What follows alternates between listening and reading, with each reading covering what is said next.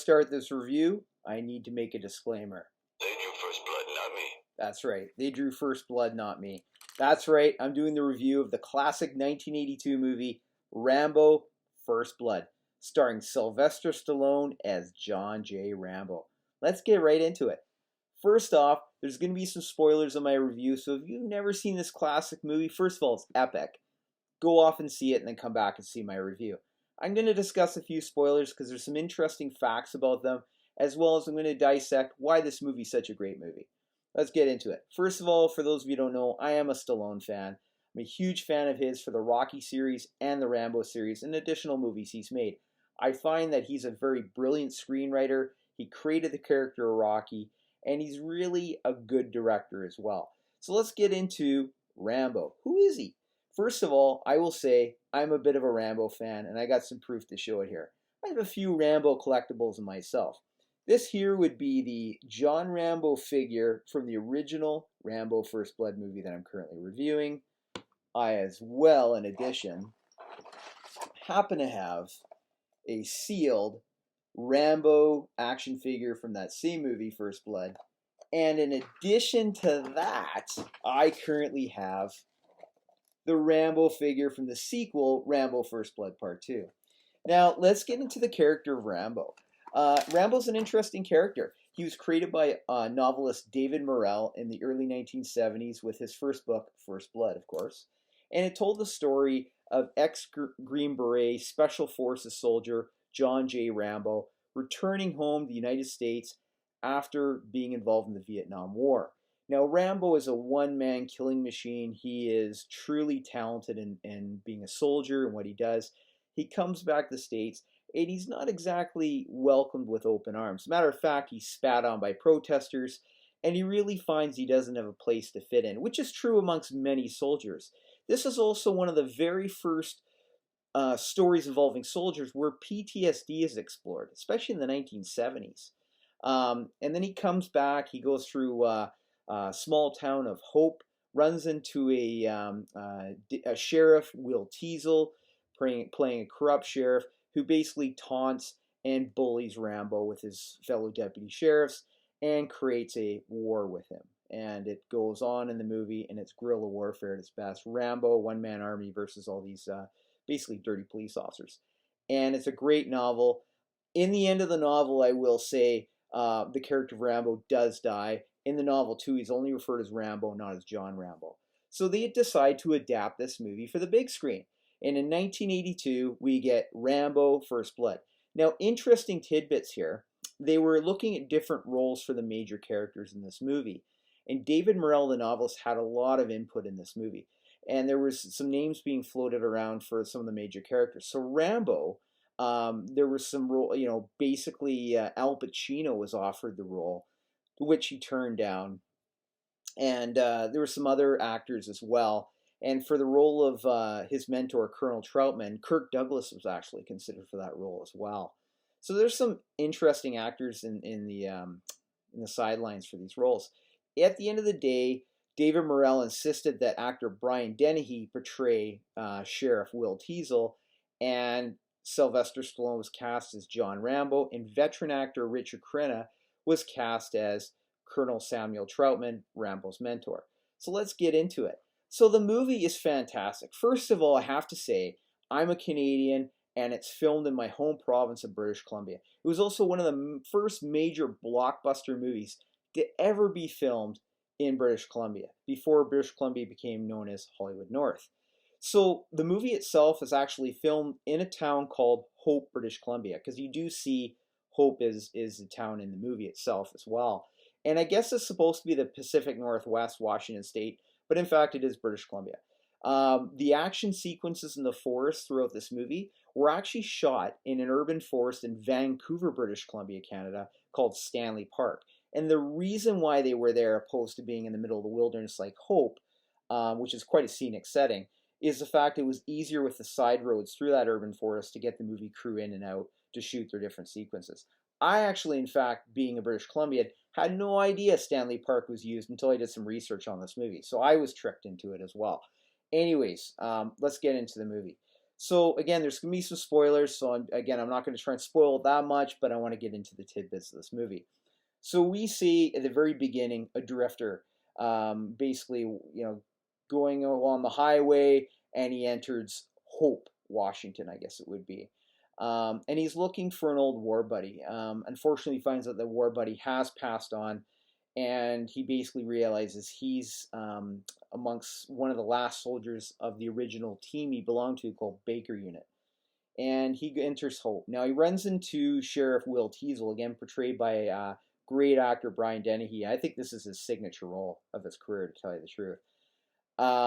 And basically, they come into contact. He sees Rambo as a drifter, doesn't realize what his background is, and basically wants to run him out of the town.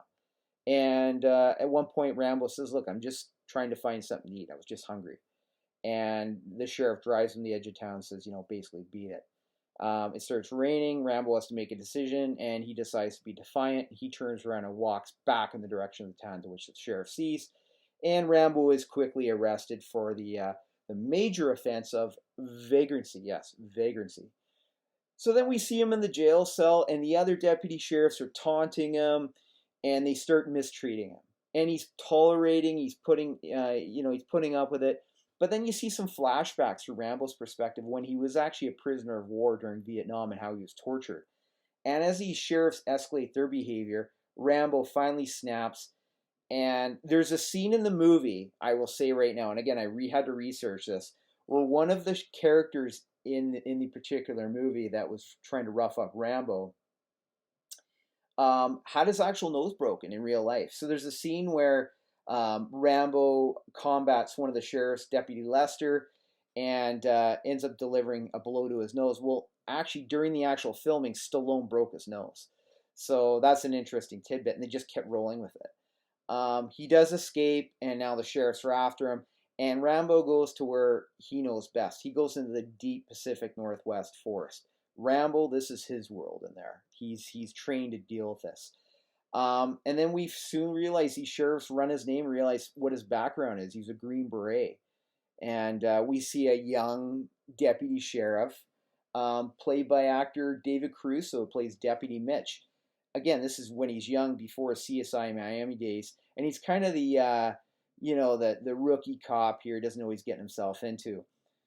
There's some excellent sequences. And again, this is one of the best original action movies I've ever seen, where in fact you see Rambo in the forest. He's down and dirty. He's outnumbered, outgunned, and he's using everything he can. Everything in that forest is a weapon. And it's just amazing how he camouflages himself, lives off the land. Now we're introduced to his mentor, because now there's thousands of people. It's a big manhunt. It's all over the media. And Colonel Samuel Troutman arrives at the command post, I should say, and basically walks in the tent. And there's a great line here between Sheriff Teasel and Troutman, to which, "Oh, you're just here to save your boy," and Colonel Troutman basically says, "No, I'm here to save you from him." And they start questioning, what's so special about this guy? And then Troutman goes into a spiel basically about he's the best of the best. He's an expert in guerrilla warfare. He can live off the land, eat things to make a Billy Goat puke. He's been trained to ignore pain. And you're no match for him. Basically just let him go. We'll pick him up when everything subsides. And then he says, if you're going to go after him, you're going to need a good supply of body bags. It's just such a cool scene. And yeah, it just escalates from that. They get the National Guard involved. But what I like about this movie is you see a different version of Rambo you don't see in the sequels. He's not out to kill people, perhaps.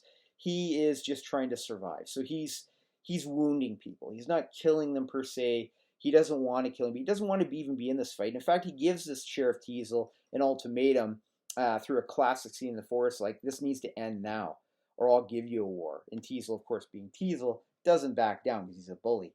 And again, keeps getting in over his head. There's another few interesting tidbits in this movie.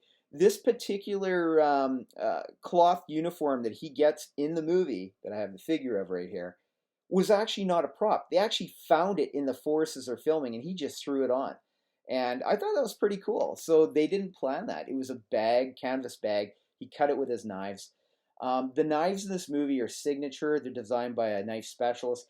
After this movie was made, interesting tidbit, Stallone became an expert knife person, so he develops his own knives now. As a matter of fact, when he's in his screenwriting room in his mansion, I've seen screenshots of it. There's all these knife marks in his desk, his big wooden desk, and he's got knives actually stabbed in the desk. So it's pretty cool. So he is a bit of an expert at knives, and throughout the sequels, he would actually become really good at archery too, as you'd see in the sequel, Rambo First Blood Part 2.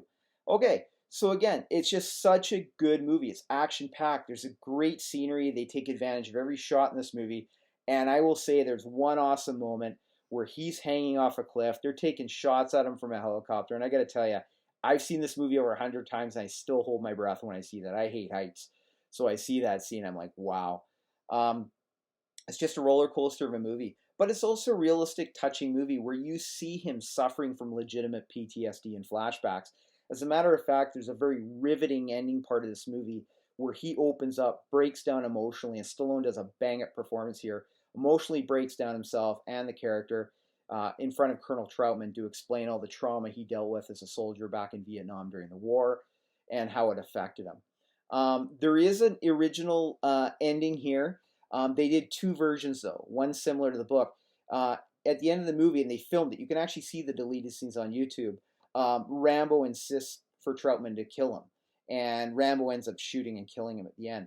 They went with the other version where Rambo doesn't die at the end, and thankfully so, because obviously you need the sequels to come out. Let me just put it this way. I was 9 years old when this movie came out. I wasn't allowed to go see it in the theater, obviously because of the violence, but I was able to sneak a VHS videotape at a young age and see this movie, and I got to tell you, I loved it. And to this day, I still love it. And I remember all of us in our neighborhood, we're all kids, we watched this rental movie all together, and I got to tell you, for many weekends after, all of us purchased toy machine guns, we got bandanas, and we had a big forest behind our residence, and we all went in it every weekend. We were playing Rambo nonstop, First Blood, and it was just super fun and super cool. It's a great movie. Yeah, there's some violence in it, but compared to today's violent movies, it's nothing. I mean, I would consider it a low level of violence compared to what you see today or what you'll see in the upcoming Rambo movies. No, don't get me wrong. I love the Rambo sequels. I really do. 1985 would come out with the sequel, Rambo First Blood Part 2, where he'd go back to Vietnam and find missing POWs. I enjoyed that. But he was becoming a little cartoonish, where he was almost like superhuman. Nothing compared to the first one, the one I'm reviewing right now. And then in 1988, it got a little more ridiculous, up the ante, where he would basically take on an entire Russian army in Afghanistan. And then there was a large hiatus, and 20 years later, the fourth Rambo picture would come out when Stallone was 59 years old. And I liked it. It was slammed by critics, but it took place in Thailand. He touched on a very sensitive subject about how the Burmese people were being treated. There was genocide going on in that country. And he basically had a rescue mission where he was rescuing Christian missionaries that were being taken hostage by the Burmese military, and nobody else would intervene. I liked Rambo 4. And it ended that he finally returned home to the United States at the end of that movie. And in 2019, we came out with a fifth and final movie called Rambo Last Blood, which is a perfect bookmark ending the series, but it wasn't exactly a great movie. I've done a review on that movie. Check it out. You'll see what I mean. But I got to tell you, Rambo First Blood, fantastic movie. Highly recommend it. It's riveting from beginning to end. I've seen it 100 times. I never get bored of it. And just the shots of it is just so fantastic. How they're able to get this deep into forest terrain. Some of the scenes really cool. As a matter of fact, he's a folk hero in the town of Hope, British Columbia. If you go there, they have a statue of Rambo, and they actually do Rambo tours. And the bridge, there's an iconic bridge in the movie. Unfortunately, they had to get rid of the bridge because it was getting old recently. But they were giving pieces of the bridge away to Rambo fans, which I thought was pretty cool. So Hope has a place in its heart for Sylvester Stallone and John Rambo. So it's pretty cool there. As a matter of fact, I was passing through Hope when Rambo First Blood came out in theaters, and they were making a big issue of it, having Rambo First Blood play first and then Rambo Last Blood play second. Again, great movie, great locations. And Stallone, this was a movie that made him an action star overnight. He was already, a big star with Rocky, but this made him an action icon, I feel anyways. Rambo became an icon in movie history, especially in the 1980s. On a scale of 1 to 10, what do I give Rambo First Blood? I give Rambo First Blood easily a 10 out of 10. It's not in my top 10 favorite movies. I will point that out, but it's pretty darn close.